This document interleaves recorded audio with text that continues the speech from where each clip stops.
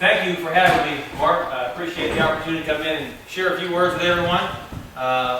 Wanted to start out slow here. It's been a while since I've been up here on my soapbox, but to ease my way into this conversation, I thought we would do a little routine together and pretend like we're at home, maybe sitting in front of our home computer, and we pull up the website of carmax.com or autotrader.com. We're going to buy a new vehicle, okay?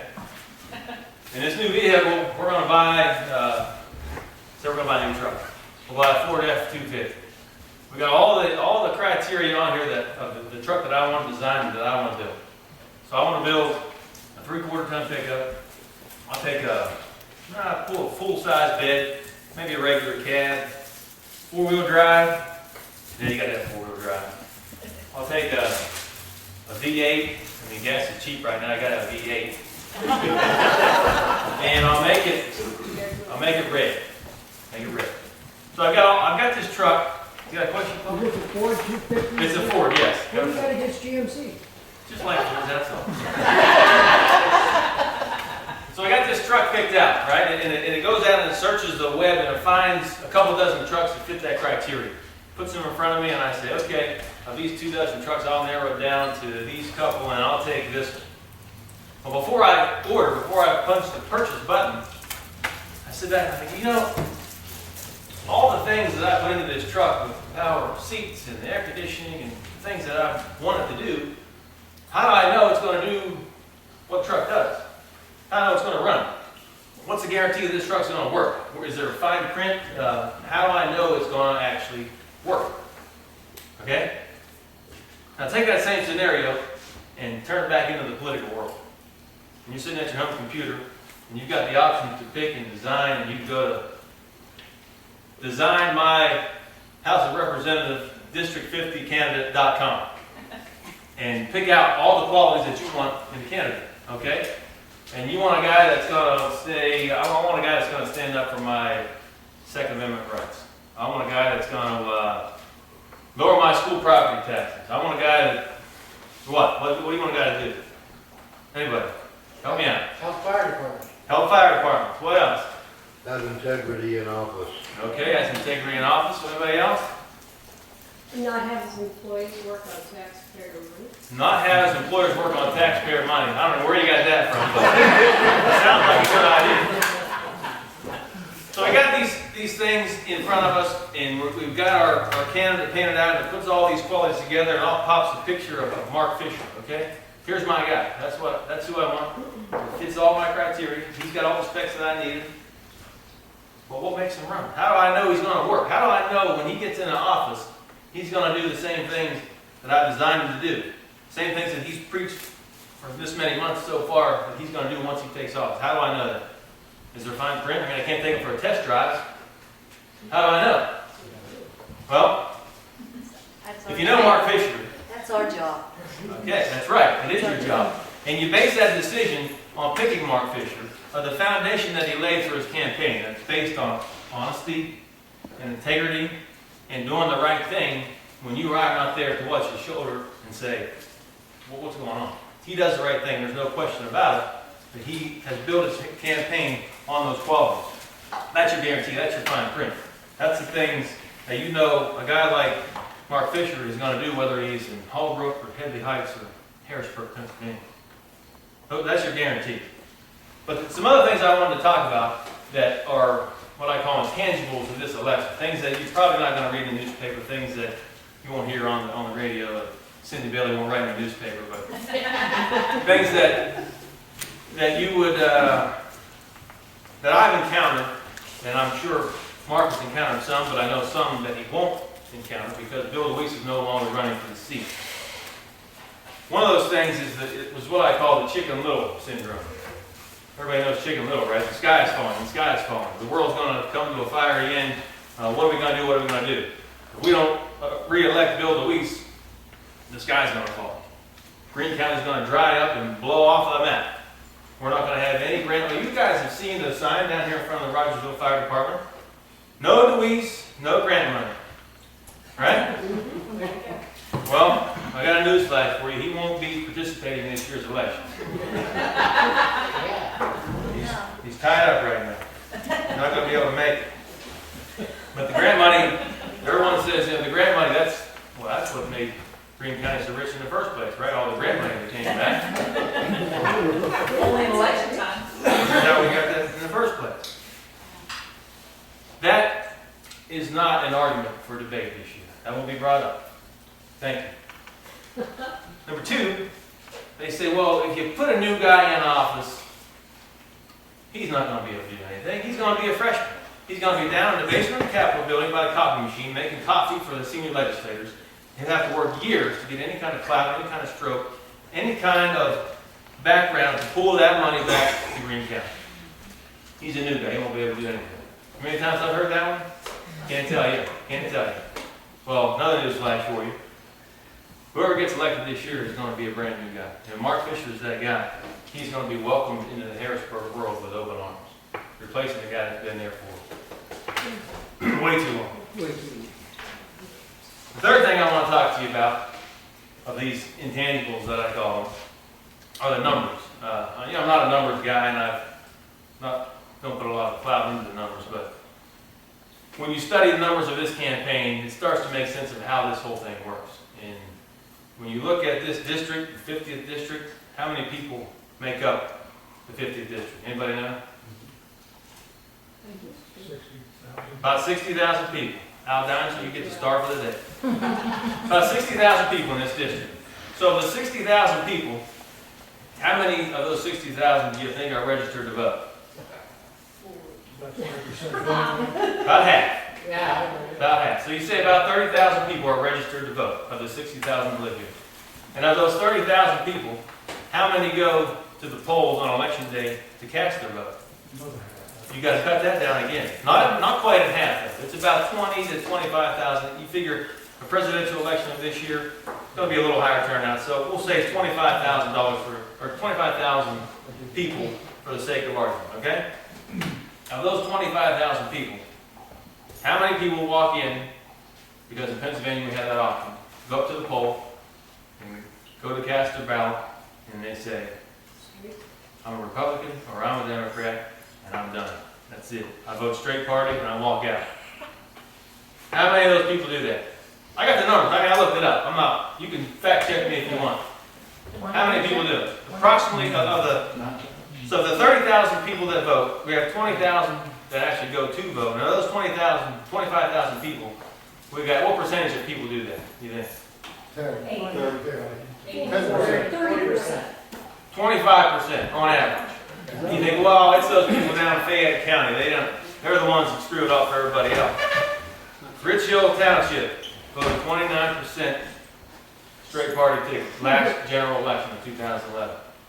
So it happens everywhere. It's not that it happens somewhere else. We need to look at ourselves in the issue.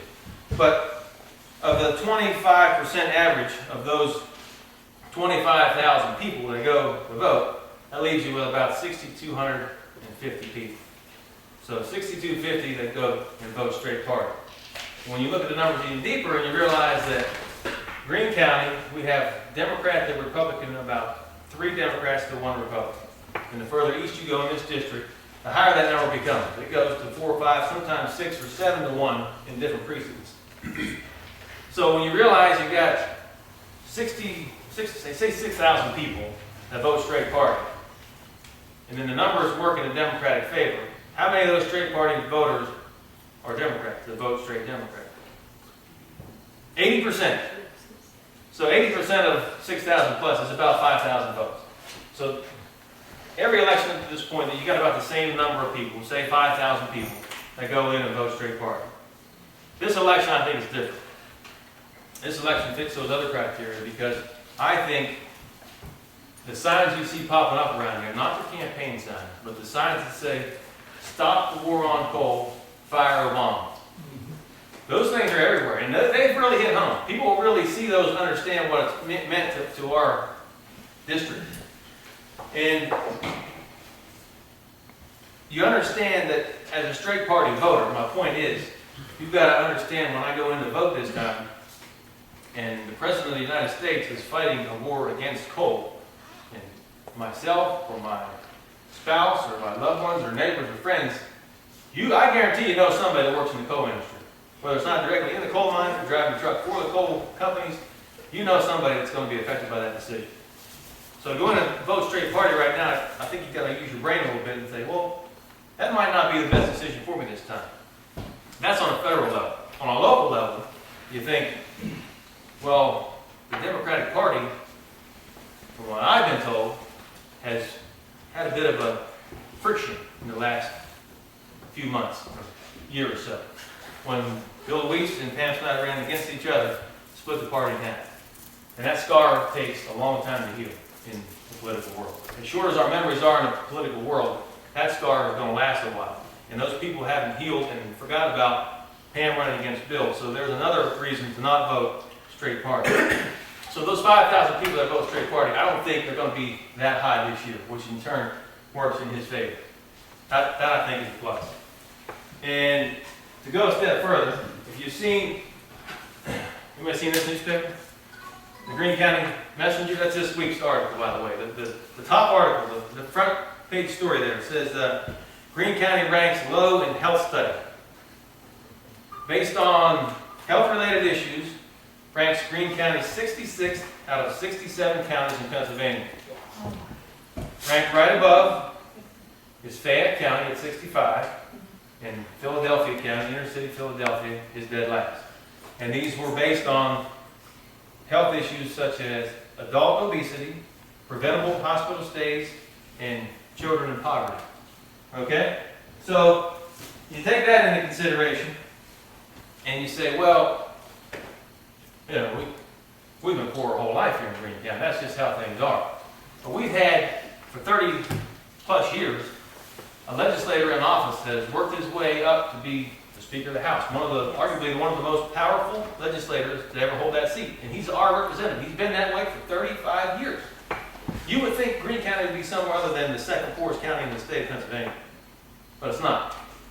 So you say, well, we've been poor that way our whole life. We don't know any better. It's just the way things are. At least we have our health. Don't have that either, right? So you think there's a correlation between the two, you're right. If you want change, if you want hope and change, that's a big word that was used a lot of times in the presidential campaign in 2008. Hope and change. Hope and change doesn't come in a nice little gift wrap package conceived from a teleprompter and delivered to your front doorstep. Hope and change is something you got to work for. If there's anything in your life, my life, your life, who's ever, that you really want or you wish for, you hope for, you got to work at it. It's not given to you. It's not something that just shows up. If you want to hope something in your life, hope something will change. Right now, I'm hoping that we have the common sense to change our current administration from the federal level all the way down to this one. Moving on. Other thing that I wanted to talk to you about that I had issues with when I ran for the same seat. This very building. Running for a state office from a guy that was not a firefighter and was not a legislator, I had a hard time winning local fire department's votes.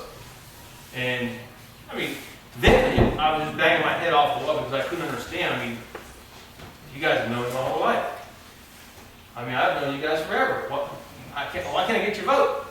And, yeah, that's what I'm saying. and it goes back to you don't want to bite the hand that feeds you. As a volunteer fire department member, you're volunteering your time. You're doing just that. You're volunteering your time, your service, and you provide an invaluable service for your entire community. But in doing so, you're busting your butt, you're volunteering your time, and the money that's brought into your fire hall to keep your fire company going has been done that way for 30-something years.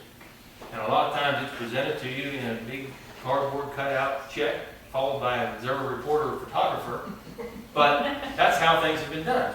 And however many issues you have with that legislator, he's still bringing us money. And for me to jump ship and move somewhere else, that's hard for me to do. And I get it now, I understand it. But that, again, is out of the picture. If you're looking at a guy from a firefighter standpoint, I would want a guy that's been a firefighter since he was in high school. I want a guy that worked up the ladder, no pun intended, to rank as an operations captain, who served as the president and the vice president of his local firefighters union, who served as deputy chief, fire marshal, and emergency manager. I vote for that guy right there, Mark Fischer. He's your guy. So.